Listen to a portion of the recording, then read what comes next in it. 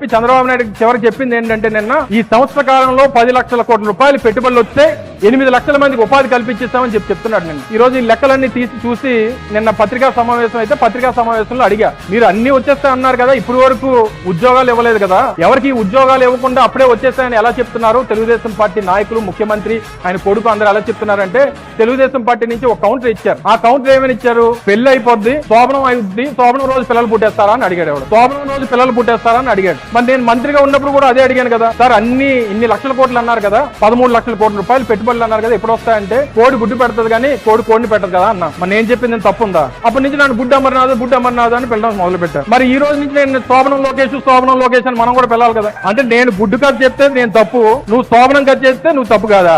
ఈ రోజు నుంచి నువ్వు శోభనం పెళ్ళి లోకేష్ అని పిలుస్తావు. నేను ఎక్కడన్నా ఏదన్నా కొన్ని న్యాయం అర్థం మాట్లాడినప్పుడు ఏదన్నా చెప్పినప్పుడు చెందినప్పుడు అర్థం ఉండాలి కదా.